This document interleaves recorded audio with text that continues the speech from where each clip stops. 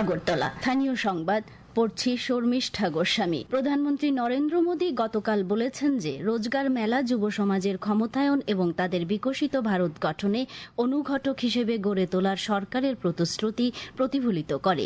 তিনি বলেন, গতকাল বিশ্ব স্বীকার করে যে ভারতের দুটি অসীম শক্তি রয়েছে, একটি হল জনসংখ্যা এবং অন্যটি গণতন্ত্র।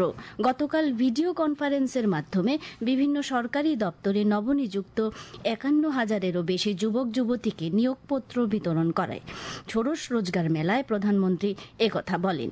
নতুন নিয়োগপ্রাপ্তদের অভিনন্দন জানিয়ে শ্রী মোদী বলেন, সরকারের রোজগার মেলা উদ্যোগের মাধ্যমে লক্ষ লক্ষ যুবক ইতিমধ্যে কেন্দ্রীয় সরকারের স্থায়ী চাকরি পেয়েছেন। তিনি আরও বলেন যে এই তরুণরা এখন জাতি গঠনে গুরুত্বপূর্ণ ভূমিকা পালন করছেন। समानता की ओर आगे बढ़ रहे हैं, ये भी विश्व अब नोटिस कर रहा है। साथियों, विकास का जो ये महायज्ञ चल रहा है, गरीब कल्याण और रोजगार निर्माण का जो मिशन चल रहा है, आज से इसको आगे बढ़ाने का दायित्व आपका भी है। सरकार रुकावट नहीं बननी चाहिए, सरकार विकास की प्रोत्साहन बननी चाहिए। हर व्यक्ति को आगे बढ़ने का अवसर है, हाथ पकड़ने का काम हमारा है। শ্রী মোদী দেশে স্টার্টআপ উদ্ভাবন এবং গবেষণার ক্রমবর্ধমান বাস্তুতন্ত্রের উপর জোর দিয়ে বলেন, এটি দেশের যুব সমাজের সক্ষমতা বৃদ্ধি করছে।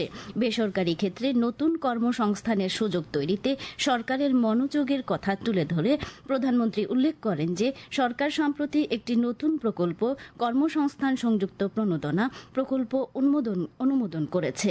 তিনি বলেন যে এই উদ্যোগের জন্য সরকার প্রায় ১ লক্ষ কোটি টাকা বরাদ্দ করেছে এবং এই প্রকল্পটি প্রায় ৩ কোটি কর্মসংস্থান তৈরিতে সহায়তা করবে। কৃষিমন্ত্রী রতনলাল নাথ বলেছেন, ২০১৮-১৯ অর্থবর্ষ থেকে ২০২৪-২৫ অর্থবর্ষ পর্যন্ত দুবাই, কাতার ও ওমানে ৭৩.১৫ মেট্রিক টন আনারস রপ্তানি করা হয়েছে। কুমারঘাটের গীতাঞ্জলি অডিটোরিয়ামে গতকাল আনারস উৎসবের উদ্বোধন করে একথা বলেন তিনি বলেন, রাজ্যে বর্তমানে ৩,৬৫,০০০ কানিতে ফল চাষ হয়, তার মধ্যে কিউ ভ্যারাইটির আনারস উৎপাদন হয় ৫৩,৭০০ কানিতে ও কুইন ভ্যারাইটির আনারস উৎপাদন হয় ২২,০০০ কানিতে। এই উৎসবের উদ্দেশ্য হল আনারসের প্রসার ও জনপ্রিয় করা।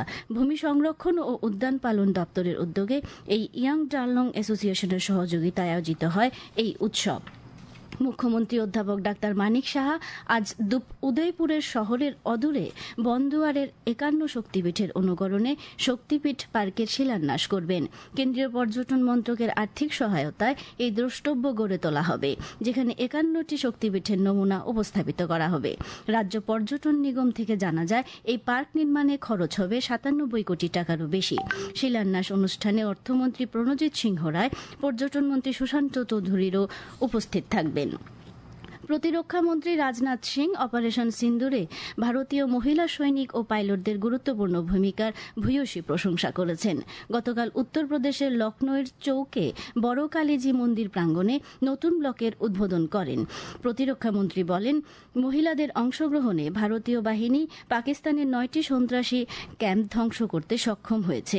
প্রতিরক্ষা মন্ত্রী উল্লেখ করেন যে এই বছর কার্গিল যুদ্ধের ২৬তম বার্ষিক উদযাপিত হচ্ছে।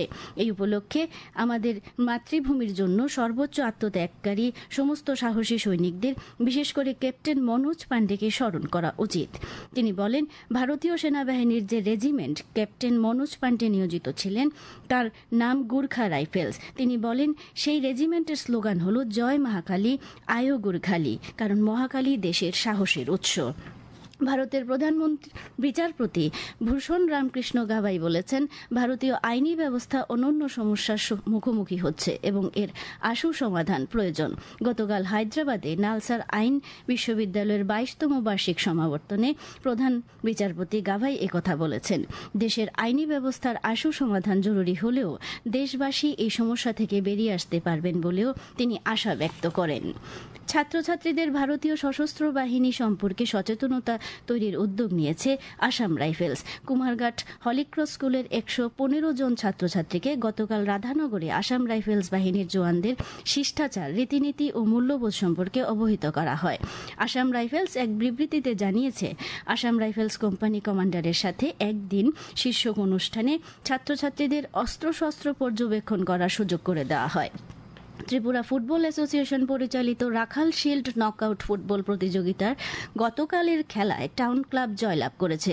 উমাকান্ত মিনি স্টেডিয়ামে গতরাতে নৈশালোকে অনুষ্ঠিত খেলায় টাউন ক্লাব 2-0 গোলে জুয়েলস অ্যাসোসিয়েশনকে হারিয়ে দেয়। আজ দুপুর পর্যন্ত আবহাওয়ার পূর্বাভাসে বলা হয়েছে, আকাশ সাধারণত মেঘলা থাকবে, বজ্রবিদ্যুৎ সহ হালকা থেকে মাঝারি ধরনের বৃষ্টিপাত হবে। আগরতলায় আজ সকালে সর্বনিম্ন তাপমাত্রা ছিল 27.4 ডিগ্রি সেলসিয়াস।